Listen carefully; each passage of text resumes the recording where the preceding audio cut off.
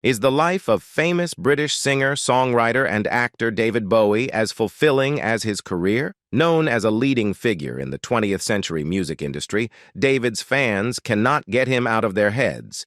They are not only interested in his immortal music products, but are also always interested in learning about his private life. However, many people were dumbfounded when they learned about David Bowie's past, a story full of misfortunes that came from his family. If you don't know this misfortune of David Bowie, don't miss this video.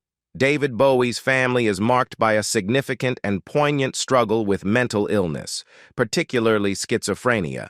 Peggy Jones, Bowie's mother, was born Peggy Burns into a family deeply affected by this condition. Her biographer, Mark Spitz, referred to schizophrenia as a family curse, suggesting that it was a prevalent and enduring challenge within the family's genetic makeup. The manifestation of schizophrenia is often complex and can recede from obvious observation, emerging prominently during periods of intense stress or calamity. For Peggy and her siblings, two major forces significantly impacted their mental health: their mother, Margaret Burns, and the traumatic events of World War II, specifically the Nazi bombings of England. Margaret Burns, the matriarch of the family, was described as a harsh and cruel figure. This environment of emotional coldness and lack of affection, as recalled by Peggy's sister Pat, contributed to the challenging family dynamics. Peggy's sisters, Nora and Vivienne, showed early signs of schizophrenia, which were further exacerbated by the stresses and horrors of the Blitz during World War II. The nightly bombings and the fear of Nazi occupation heightened their mental health struggles. David Bowie himself was acutely aware of his family's history of mental illness. He often pondered whether he might eventually succumb to schizophrenia. Intriguingly, some have speculated that Bowie's creation of various personas throughout his career was a coping mechanism, possibly a way to manage or channel latent schizophrenic tendencies. This aspect of Bowie's life and artistry offers a complex and multifaceted view of how personal and familial challenges can intertwine with creative expression. David Bowie's half-brother, Terry, had a tumultuous and challenging life, marked by early adversity and ongoing struggles with mental illness, which had a profound impact on Bowie himself and influenced his music. Terry was born out of wedlock, a situation that carried significant stigma at the time. As a result, he was initially raised by his grandmother, Margaret. Unfortunately, Margaret was emotionally and physically abusive, a traumatic environment that laid the foundation for Terry's later mental health issues. His early years were marked by instability and hardship, which only worsened over time. When Terry was 9 years old, a significant change occurred. He returned to live with his mother, who had remarried, and his new family, including his baby half-brother, David. Despite the challenges he faced, Terry formed a close bond with David. David looked up to Terry, and there was genuine affection between the brothers, a relationship that would deeply influence David in various ways. Terry's struggles with mental health were ongoing, but he managed to find some stability and even joined the Royal Air Force. This period of service was a brief respite from his challenges. Upon returning from the service, Terry spent time with David, sharing experiences that would leave a lasting impression on the younger brother. One particularly impactful event was a night they went to see the band Cream perform in London. The loud music at the club triggered a severe reaction in Terry, leading to a schizophrenic episode. Outside the club, Terry shared with David his vision of the ground opening up with fire emerging, revealing that such visions were a frequent occurrence for him. This incident, among others, deeply affected David and likely influenced his understanding and empathy towards mental health issues. The death of David's father 2 years later marked another turning point. Terry's mental health deteriorated, leading to multiple admissions to mental hospitals. Tragically, Terry's battle with mental illness culminated in his suicide in 1986. Terry's life, his struggles, and his relationship with David profoundly influenced Bowie's music. Several of Bowie's songs, including All You Pretty Things and Jump They Say, are believed to be inspired by Terry. These songs are thought to contain reflections on Terry's visions, his challenges with mental illness, and his role in David's life as a beloved big brother. Bowie's work, thus, became a canvas for exploring and expressing the complexities of mental illness, familial bonds, and personal grief. During his adolescence, David Bowie shared a close friendship with George Underwood, a relationship that would have a lasting impact on Bowie's life and iconic appearance. The two shared many interests, including music, and spent considerable time together. However, a pivotal incident involving a romantic interest led to a defining moment in Bowie's life. As recounted by Bowie biographer Mark Spitz, both Bowie and Underwood were interested in the same girl during their youth. Underwood had successfully arranged a date with her, but Bowie, perhaps motivated by rivalry or a playful prank, misled Underwood into believing that the girl had canceled the date. This misinformation led to the girl being stood up, waiting in vain for over an hour before going home. When Underwood discovered the truth about Bowie's deception, he was understandably upset. In a moment of anger, he confronted Bowie and punched him in the left eye. This physical altercation, particularly the punch, resulted in an accidental eye injury. Underwood's fingernail scratched Bowie's eye, causing significant damage. The injury to Bowie's eye was serious enough to warrant medical attention. Initially, there was concern that Bowie might lose his eye, but thankfully, this was not the case. However, the injury was not minor. The muscles in his eye were damaged. As a result, Bowie developed anisocoria, a condition where one pupil is permanently dilated. This condition did not cause a loss of vision, but it gave Bowie a distinctive and unusual appearance. The incident and its aftermath had a profound effect on both Bowie and Underwood. Underwood reportedly felt a significant amount of guilt for causing the injury. For Bowie, however, the injury added an element of unique mystique to his persona. This distinctive feature of his appearance became a notable aspect of his visual identity. It is prominently visible in various Bowie visuals, including the album cover for Heroes and the close-up shots in his Valentine's Day video. The injury and its resultant effect on Bowie's appearance contributed to the enigmatic and captivating aura that surrounded him throughout his career. David Bowie's death in 2016 prompted an outpouring of tributes, particularly from the gay, bisexual, and transgender communities. These groups recognized and celebrated his significant influence on their lives and on the broader quasi-mainstream queer culture, especially notable during the 1970s. Bowie's impact during this era was profound, as he explored and embodied androgyny in a way that few high-profile performers had done before. In his Ziggy Stardust and Thin White Duke personas, Bowie not only embraced but also showcased androgyny, challenging traditional gender norms and expectations. His approach to gender and sexuality was often enigmatic. He was known for giving elusive responses when questioned about his own gender identity. This aspect of his persona added to his allure and mystique. Bowie's relationship with his sexuality and how he presented it publicly was complex and evolved over time.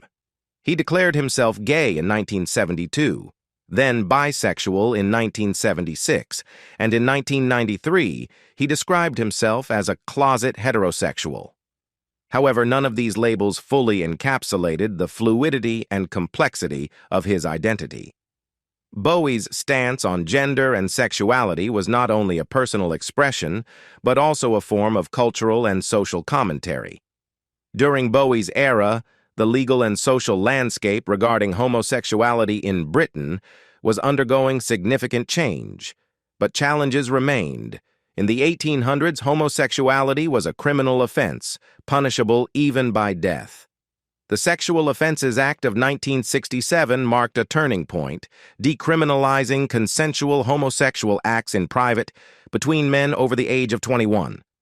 However, public expressions of homosexuality were still largely taboo, and, in some cases, illegal.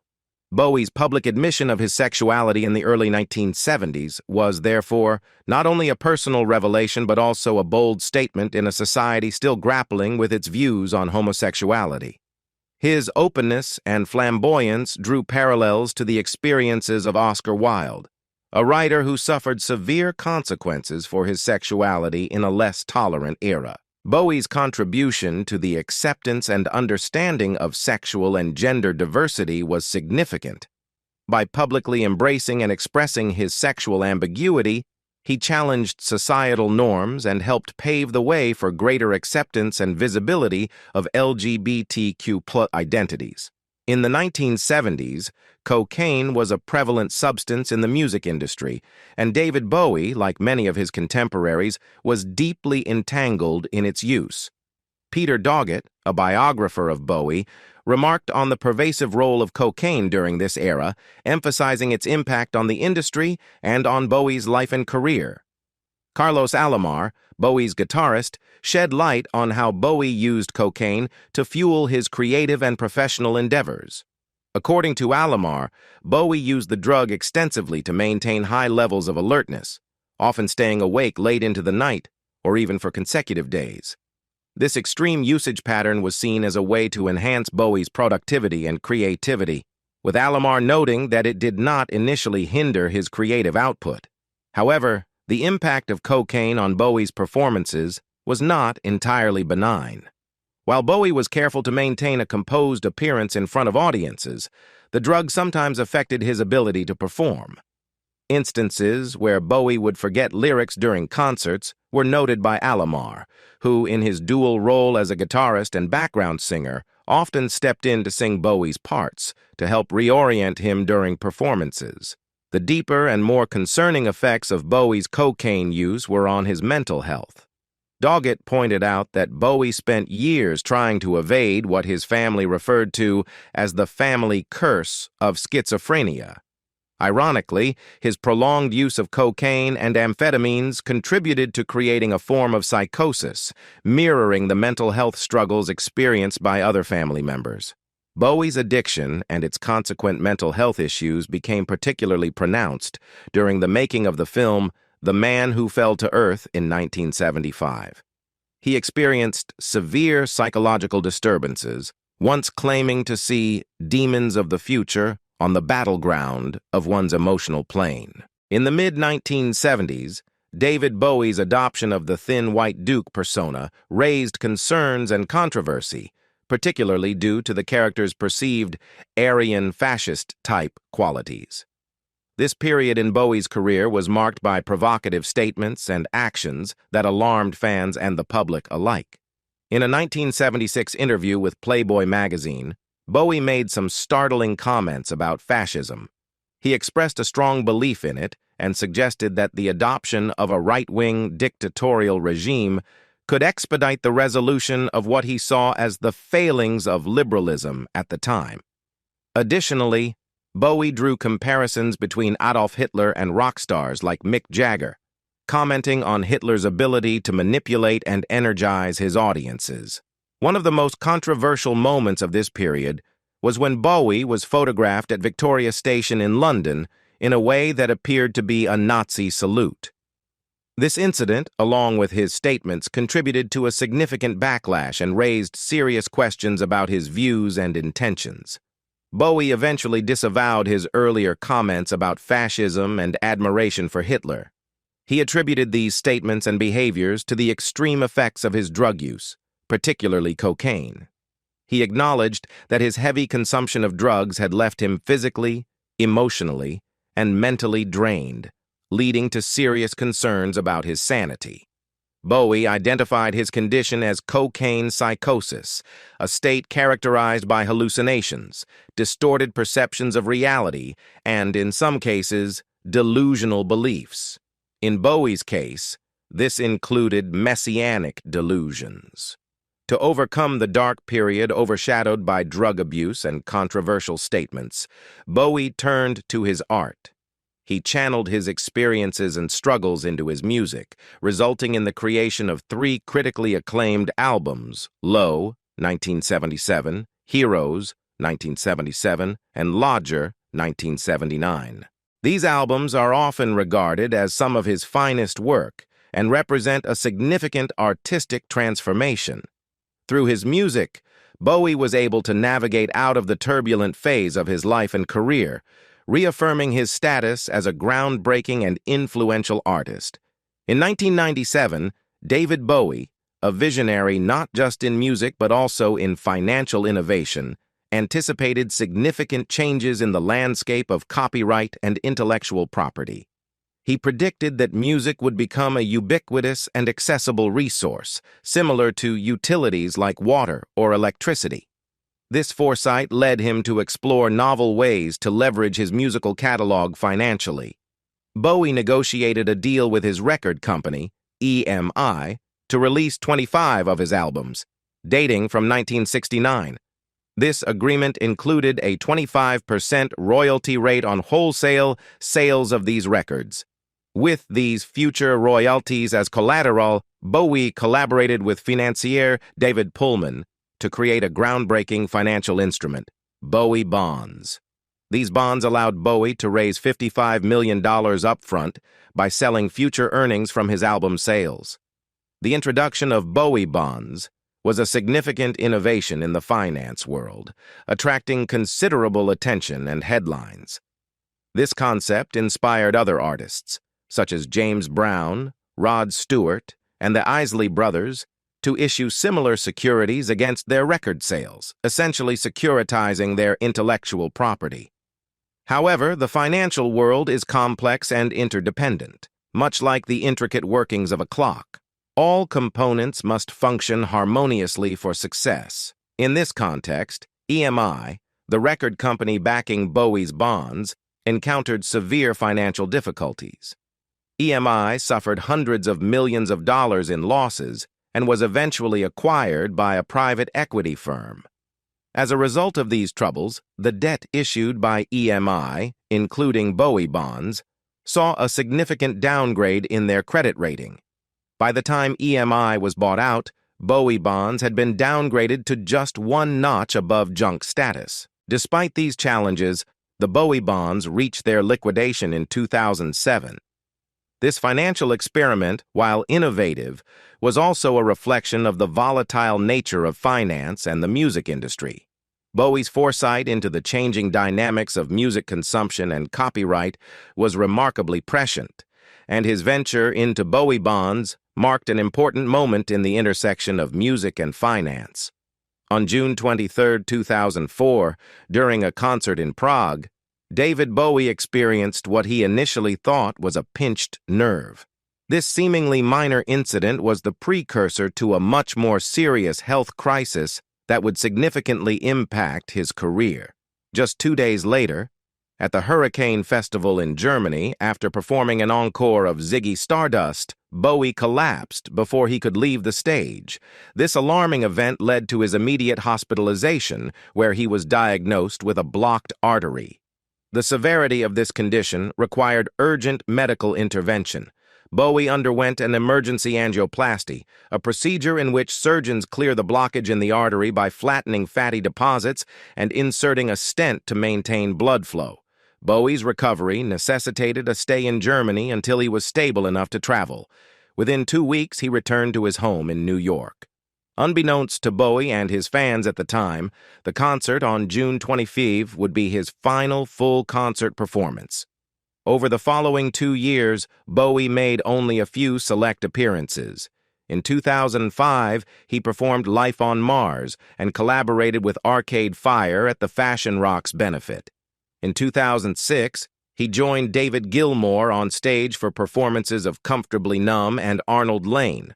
Later that year, at the Keep a Child Alive benefit in New York, Bowie sang Wild is the Wind, Fantastic Voyage, and performed a duet with Alicia Keys on Changes. Following these sporadic appearances, Bowie largely withdrew from the public eye. He avoided the spotlight, stepping back from the demands of being a full-on performer. This hiatus lasted until 2013, when Bowie made a surprise comeback with the release of his album The Next Day. However, even with this new release, Bowie chose not to perform on stage or participate in interviews to promote the album. David Bowie's final album, Blackstar, released in 2016, was created under extraordinary circumstances that were deeply personal and reflective of his battle with liver cancer.